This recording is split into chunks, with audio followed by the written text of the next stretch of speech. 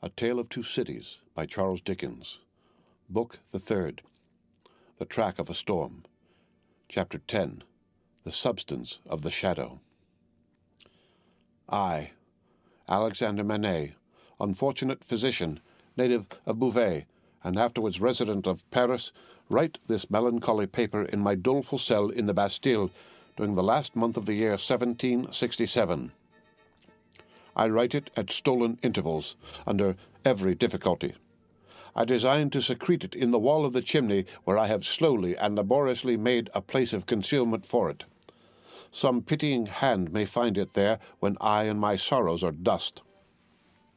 These words are formed by the rusty iron point with which I write with difficulty in scrapings of soot and charcoal from the chimney mixed with blood in the last month of the 10th year of my captivity. Hope has quite departed from my breast. I know from terrible warnings I have noted in myself that my reason will not long remain unimpaired, but I solemnly declare that I am at this time in the possession of my right mind, that my memory is exact and circumstantial, and that I write the truth as I shall answer for these my last recorded words, whether they be ever read by men or not, at the eternal judgment seat. One cloudy, moonlit night, in the 3rd week of December, I think the 22nd of the month in the year 1757, I was walking on a retired part of the quay by the Seine for the refreshment of the frosty air at an hour's distance from my place of residence in the street of the School of Medicine, when a carriage came along behind me, driven very fast. As I stood aside to let that carriage pass, apprehensive that it might otherwise run me down, a head was put out at the window, and a voice called to the driver to stop. The carriage stopped as soon as the driver could rein in his horses, and the same voice called to me by my name. I answered. The carriage was then so far in advance of me that 2 gentlemen had time to open the door and alight before I came up with it. I observed that they were both wrapped in cloaks, and appeared to conceal themselves. As they stood side by side near the carriage door, I also observed that they both looked of about my own age, or rather younger, and that they were greatly alike in stature, manner, voice, and, as far as I could see, face too. "You are Dr. Manette?" said one. "I am." "Dr. Manette, formerly of Beauvais," said the other, "the young physician, originally an expert surgeon, who within the last year or 2 has made a rising reputation in Paris?" "Gentlemen," I returned, "I am that Dr. Manette of whom you speak so graciously." "We have been to your residence," said the first, "and not being so fortunate as to find you there, and being informed that you were probably walking in this direction, we followed, in the hope of overtaking you. Will you please to enter the carriage?" The manner of both was imperious, and they both moved, as these words were spoken, so as to place me between themselves and the carriage door. They were armed. I was not. "Gentlemen," said I, "pardon me, but I usually inquire who does me the honor to seek my assistance, and what is the nature of the case to which I am summoned." The reply to this was made by him who had spoken second. "Doctor, your clients are people of condition. As to the nature of the case, our confidence in your skill assures us that you will ascertain it for yourself better than we can describe it. Enough. Will you please to enter the carriage?" I could do nothing but comply, and I entered it in silence. They both entered after me, the last springing in after putting up the steps. The carriage turned about and drove on at its former speed. I repeat this conversation exactly as it occurred. I have no doubt that it is word for word the same. I describe everything exactly as it took place, constraining my mind not to wander from the task. Where I make the broken marks that follow here, I leave off for the time and put my paper in its hiding place. The carriage left the streets behind, passed the North Barrier, and emerged upon the country road. At 2/3 of a league from the barrier, I did not estimate the distance at that time, but afterwards, when I traversed it, it struck out of the main avenue and presently stopped at a solitary house. We all 3 alighted and walked by a damp, soft footpath in a garden where a neglected fountain had overflowed to the door of the house. It was not opened immediately in answer to the ringing of the bell, and one of my two conductors struck the man who opened it with his heavy riding glove across the face. There was nothing in this action to attract my particular attention, for I had seen common people struck more commonly than dogs. But the other of the two, being angry likewise, struck the man in like manner with his arm. The look and bearing of the brothers were then so exactly alike that I then first perceived them to be twin brothers. From the time of our alighting at the outer gate, which we found locked, and which one of the brothers had opened to admit us and had relocked, I had heard cries proceeding from an upper chamber. I was conducted to this chamber straight, the cries growing louder as we ascended the stairs, and I found a patient in a high fever of the brain lying on a bed. The patient was a woman of great beauty and young, assuredly not much past 20. Her hair was torn and ragged, and her arms were bound to her sides with sashes and handkerchiefs. I noticed that these bonds were all portions of a gentleman's dress. On one of them, which was a fringed scarf for a dress of ceremony, I saw the armorial bearings of a noble and the letter E. I saw this within the first minute of my contemplation of the patient, for in her restless strivings she had turned over on her face on the edge of the bed, had drawn the end of the scarf into her mouth, and was in danger of suffocation. My first act was to put out my hand to relieve her breathing, and in moving the scarf aside, the embroidery in the corner caught my sight. I turned her gently over, placed my hands upon her breast to calm her and keep her down, and looked into her face.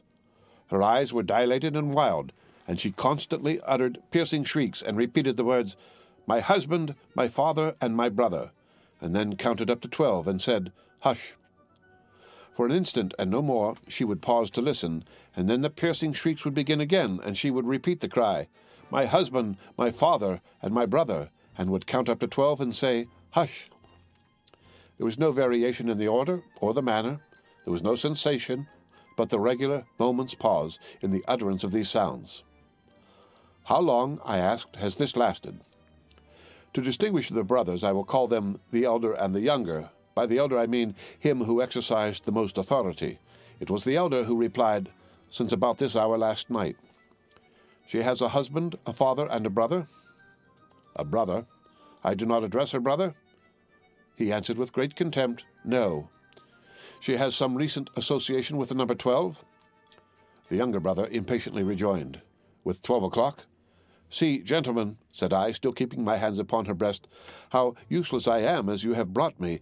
If I had known what I was coming to see, I could have come provided. As it is, time must be lost. There are no medicines to be obtained in this lonely place." The elder brother looked to the younger, who said haughtily, "There is a case of medicines here," and brought it from a closet and put it on the table.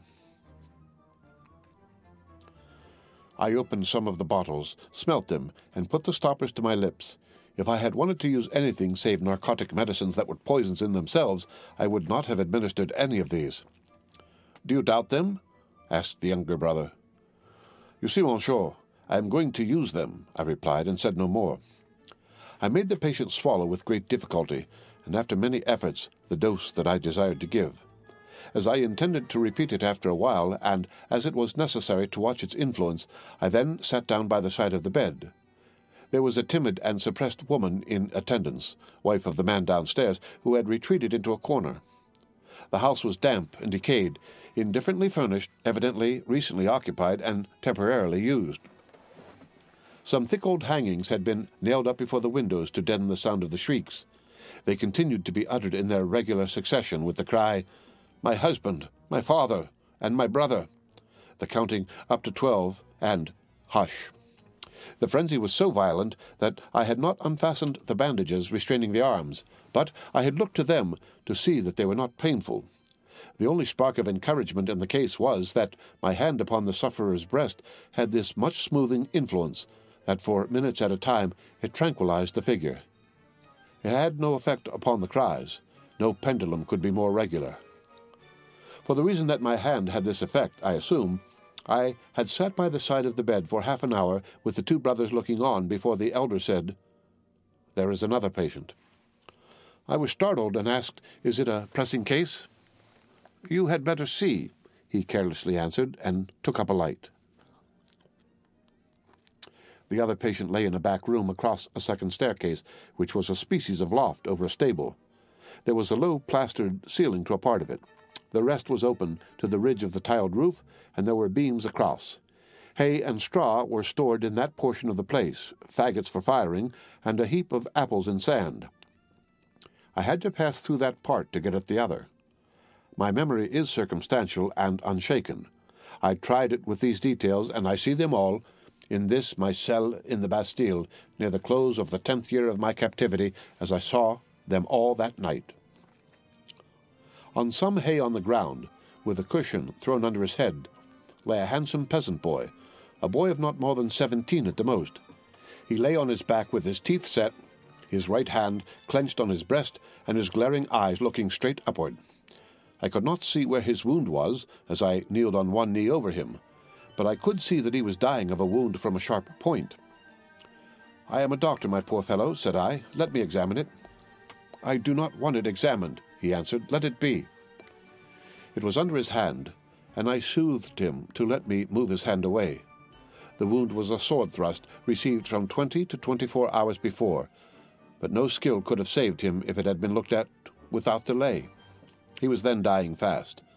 As I turned my eyes to the elder brother, I saw him looking down at this handsome boy whose life was ebbing out, as if he were a wounded bird or hare or rabbit, not at all as if he were a fellow creature.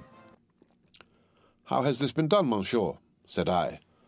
"A crazed young common dog, a serf, forced my brother to draw upon him, and has fallen by my brother's sword like a gentleman." There was no touch of pity, sorrow, or kindred humanity in this answer. The speaker seemed to acknowledge that it was inconvenient to have that different order of creature dying there, and that it would have been better if he had died in the usual obscure routine of his vermin kind. He was quite incapable of any compassionate feeling about the boy or about his fate. The boy's eyes had slowly moved to him as he had spoken, and they now slowly moved to me. "Doctor, they are very proud, these nobles, but we common dogs are proud too sometimes. They plunder us, outrage us, beat us, kill us, but we have a little pride left sometimes. Have you seen her, doctor?" The shrieks and cries were audible there, though subdued by the distance. He referred to them as if she were lying in our presence. I said, "I have seen her." "She is my sister, doctor. They have had their shameful rights, these nobles, in the modesty and virtue of our sisters many years, but we have had good girls among us. I know it, and have heard my father say so. She was a good girl. She was betrothed to a good young man, too, a tenant of his. We were all tenants of his, that man's who stands there. The other is his brother, the worst of a bad race."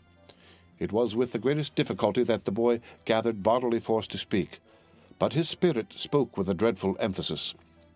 "We were so robbed by that man who stands there, as all we common dogs are by those superior beings, taxed by him without mercy, obliged to work for him without pay, obliged to grind our corn at his mill, obliged to feed scores of his tame birds on our wretched crops, and forbidden for our lives to keep a single tame bird of our own, pillaged and plundered to that degree that when we chanced to have a bit of meat we ate it in fear with the door barred and the shutters closed, that his people should not see it and take it from us.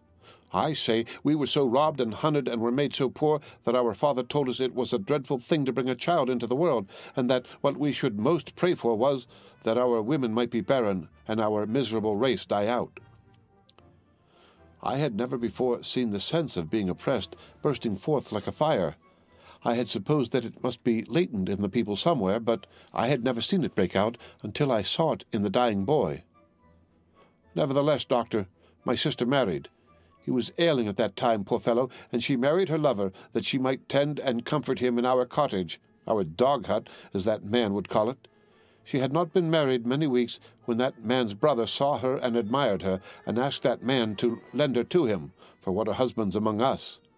He was willing enough, but my sister was good and virtuous, and hated his brother with a hatred as strong as mine. What did the two then to persuade her husband to use his influence with her to make her willing?" The boy's eyes, which had been fixed on mine, slowly turned to the looker-on, and I saw in the two faces that all he said was true. The two opposing kinds of pride confronting one another, I can see even in this Bastille. the gentleman's all negligent indifference, the peasant's all trodden-down sentiment and passionate revenge. You know, doctor, that it is among the rights of these nobles to harness us common dogs to carts and drive us. They so harnessed him and drove him. You know that it is among their rights to keep us in their grounds all night, quieting the frogs, in order that their noble sleep may not be disturbed. They kept him out in the unwholesome mists at night, and ordered him back into his harness in the day. But he was not persuaded. No, taken out of harness one day at noon to feed, if he could find food, he sobbed 12 times, once for every stroke of the bell, and died on her bosom. Nothing human could have held life in the boy but his determination to tell all his wrong. He forced back the gathering shadows of death as he forced his clenched right hand to remain clenched and to cover his wound. Then, with that man's permission, and even with his aid, his brother took her away. In spite of what I know she must have told his brother, and what that is will not be long unknown to you, doctor. If it is now, his brother took her away for his pleasure and diversion for a little while. I saw her pass me on the road. When I took the tidings home, our father's heart burst. He never spoke one of the words that filled it. I took my young sister, for I have another, to a place beyond the reach of this man, and where at least she will never be his vassal. Then I tracked the brother here, and last night climbed in, a common dog, but a sword in hand. Where is the loft window? It was somewhere here. That room was darkening to his sight. The world was narrowing around him. I glanced about me, and saw that the hay and straw were trampled over the floor, as if there had been a struggle. She heard me and ran in. I told her not to come near us till he was dead. He came in and first tossed me some pieces of money, then struck at me with a whip.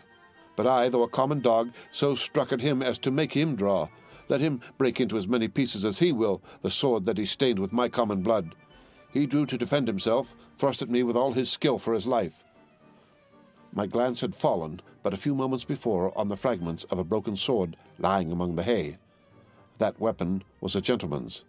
In another place lay an old sword that seemed to have been a soldier's. Now, lift me up, doctor. Lift me up. Where is he? He is not here, I said, supporting the boy and thinking that he referred to the brother. He! Proud as these nobles are, he is afraid to see me. Where is the man who was here? Turn my face to him. I did so, raising the boy's head against my knee, but invested for the moment with extraordinary power, he raised himself completely, obliging me to rise too, or I could not have still supported him. Marquis, said the boy, turned to him with his eyes wide open and his right hand raised, in the days when all these things are to be answered for, I summon you and yours to the last of your bad race to answer for them. I mark this cross of blood upon you as a sign that I do it. In the days when all these things are to be answered for, I summon your brother, the worst of the bad race, to answer for them separately. I mark this cross of blood upon him as a sign that I do it.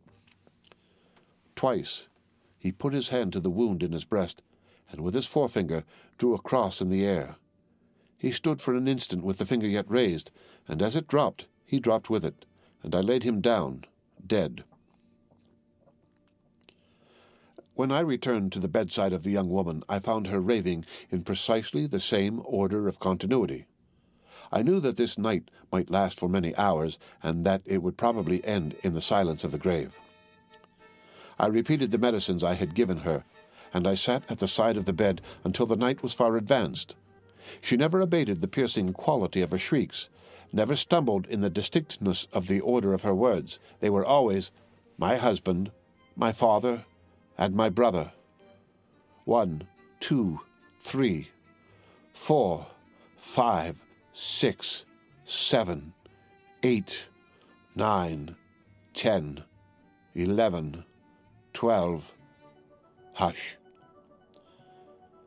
This lasted 26 hours from the time when I first saw her. I had come and gone twice, and was again sitting by her when she began to falter. I did what little could be done to assist that opportunity, and by she sank into a lethargy and lay like the dead. It was as if the wind and rain had lulled at last, after a long and fearful storm. I released her arms and called the woman to assist me to compose her figure and the dress she had torn. It was then that I knew her condition to be that of one in whom the first expectations of being a mother have arisen, and it was then that I lost the little hope I had of her. "Is she dead?" asked the Marquis, whom I will still describe as the elder brother, coming booted into the room from his horse. "Not dead," said I, "but like to die." "What strength there is in these common bodies," he said, looking down at her with some curiosity. "There is prodigious strength," I answered him, in sorrow and despair. He first laughed at my words, and then frowned at them.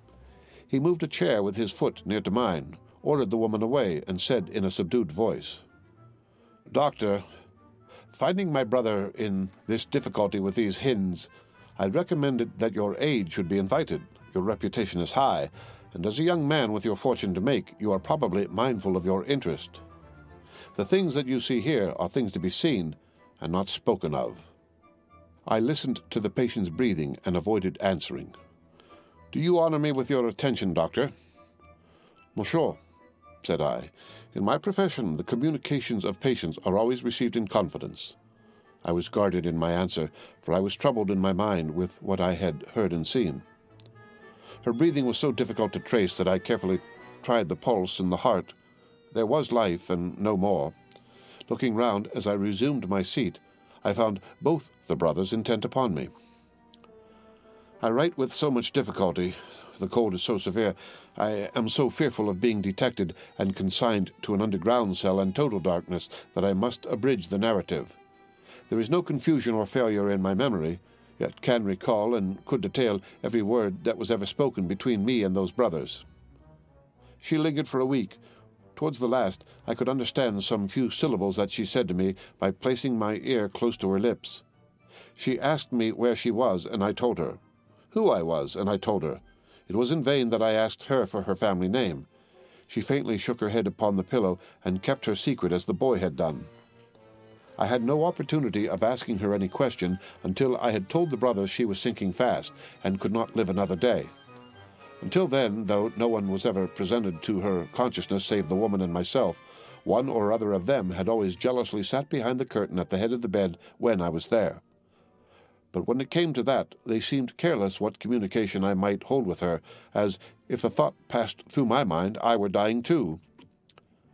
I always observed that their pride bitterly resented the younger brothers, as I call him, having crossed swords with a peasant, and that peasant a boy. The only consideration that appeared to affect the mind of either of them was the consideration that this was highly degrading to the family, and was ridiculous. As often as I caught the younger brother's eyes, their expression reminded me that he disliked me deeply for knowing what I knew from the boy. He was smoother and more polite to me than the elder, but I saw this. I also saw that I was an encumbrance in the mind of the elder too. My patient died 2 hours before midnight, at a time by my watch, answering almost to the minute when I had first seen her. I was alone with her when her forlorn young head drooped gently on one side, and all her earthly wrongs and sorrows ended. The brothers were waiting in a room downstairs, impatient to ride away. I had heard them alone at the bedside, striking their boots with their riding whips and loitering up and down. "At last she is dead?" said the elder when I went in. "She is dead," said I. "I congratulate you, my brother," were his words as he turned round. He had before offered me money, which I had postponed taking. He now gave me a rouleau of gold. I took it from his hand, but laid it on the table. I had considered this question, and had resolved to accept nothing. "Pray, excuse me," said I. "Under the circumstances, no." They exchanged looks, but bent their heads to me as I bent mine to them, and we parted without another word on either side. I am weary. Weary, weary. Worn down by misery. I cannot read what I have written with this gaunt hand. Early in the morning, the rouleau of gold was left at my door in a little box with my name on the outside. From the first, I had anxiously considered what I ought to do. I decided that day to write privately to the minister, stating the nature of the 2 cases to which I had been summoned, and the place to which I had gone, in effect, stating all the circumstances. I knew what court influence was, and what the immunities of the nobles were, and I expected that the matter would never be heard of. But I wished to relieve my own mind. I had kept the matter a profound secret, even from my wife, and this too I resolved to state in my letter. I had no apprehension whatever of my real danger, but I was conscious that there might be danger for others if others were compromised by possessing the knowledge that I possessed. I was much engaged that day and could not complete my letter that night. I rose long before my usual time next morning to finish it. It was the last day of the year. The letter was lying before me just completed when I was told that a lady waited who wished to see me. I am growing more and more unequal to the task I have set myself. It is so cold, so dark. My senses are so benumbed, and the gloom upon me is so dreadful. The lady was young, engaging, and handsome, but not marked for long life. She was in great agitation. She presented herself to me as the wife of the Marquis Saint-Evremont. I connected the title by which the boy had addressed the elder brother with the initial letter embroidered on the scarf, and had no difficulty in arriving at the conclusion that I had seen that nobleman very lately. My memory is still accurate, but I cannot write the words of our conversation. I suspect that I am watched more closely than I was, and I know not at what times I may be watched. She had in part suspected and in part discovered the main facts of the cruel story of her husband's share in it and my being resorted to. She did not know that the girl was dead. Her hope had been, she said in great distress, to show her in secret a woman's sympathy. Her hope had been to avert the wrath of heaven from a house that had long been hateful to the suffering many. She had reasons for believing that there was a young sister living, and her greatest desire was to help that sister. I could tell her nothing but that there was such a sister. Beyond that, I knew nothing. Her inducement to come to me, relying on my confidence, had been the hope that I could tell her the name and place of abode, whereas to this wretched hour I am ignorant of both. These scraps of paper fail me. One was taken from me with a warning yesterday. I must finish my record today. She was a good, compassionate lady, and not happy in her marriage. How could she be? The brother distrusted and disliked her, and his influence was all opposed to her. She stood in dread of him, and in dread of her husband too. When I handed her down to the door, there was a child, a pretty boy from 2 to 3 years old, in her carriage. "For his sake, doctor," she said, pointing to him in tears, "I would do all I can to make what poor amends I can. He will never prosper in his inheritance otherwise. I have a presentiment that if no other innocent atonement is made for this, it will one day be required of him. What I have left to call my own, it is little beyond the worth of a few jewels. I will make it the first charge of his life to bestow with the compassion and lamenting of his dead mother on this injured family, if the sister can be discovered."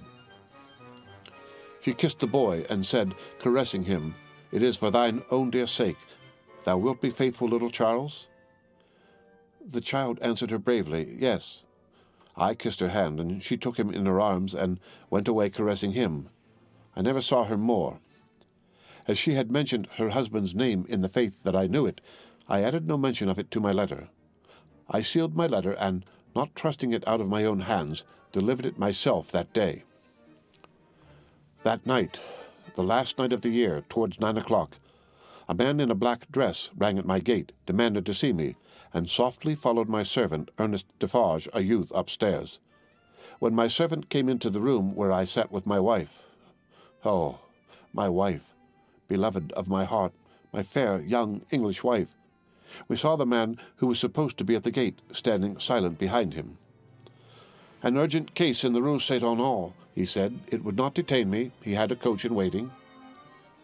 It brought me here. It brought me to my grave. When I was clear of the house, a black muffler was drawn tightly over my mouth from behind, and my arms were pinioned. The two brothers crossed the road from a dark corner and identified me with a single gesture. The Marquis took from his pocket the letter I had written, showed it to me, burnt it in the light of a lantern that was held, and extinguished the ashes with his foot. Not a word was spoken. I was brought here. I was brought to my living grave. If it had pleased God to put it in the hard heart of either of the brothers in all these frightful years to grant me any tidings of my dearest wife, so much as to let me know by a word, whether alive or dead, I might have thought that he had not quite abandoned them. But now I believe that the mark of the Red Cross is fatal to them, and that they have no part in his mercies, and them and their descendants to the last of their race, aye, Alexander Manette, unhappy prisoner, do, this last night of the year 1767, in my unbearable agony, denounce to the times when all things shall be answered for. I denounce them to heaven and to earth. A terrible sound arose when the reading of this document was done, a sound of craving and eagerness that had nothing articulate in it but blood. The narrative called up the most revengeful passions of the time, and there was not a head in the nation but must have dropped before it. Little need in presence of that tribunal and that auditory to show how the Defarges had not made the paper public with the other captured Bastille memorials borne in procession, and had kept it biding their time. Little need to show that this detested family name had long been anathematized by Saint Antoine, and was wrought into the fatal register. The man never trod ground whose virtues and services would have sustained him in that place, that day, against such denunciation.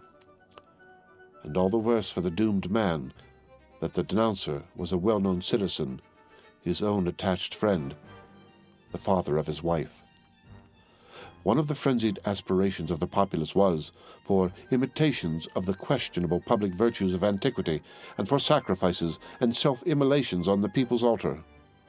Therefore, when the president said, else had his own head quivered on his shoulders, that the good physician of the Republic would deserve better still of the Republic by rooting out an obnoxious family of aristocrats, and would doubtless feel a sacred glow and joy in making his daughter a widow and her child an orphan, that there was wild excitement, patriotic fervor, and not a touch of human sympathy. "Much influence around him has that doctor," murmured Madame Defarge, smiling to the Vengeance. "Save him now, my doctor, save him." At every juryman's vote there was a roar, another, and another, roar and roar. Unanimously voted, at heart and by descent an aristocrat, an enemy of the Republic, a notorious oppressor of the people, back to the conciergerie, and death within 24 hours. The end of Book the Third.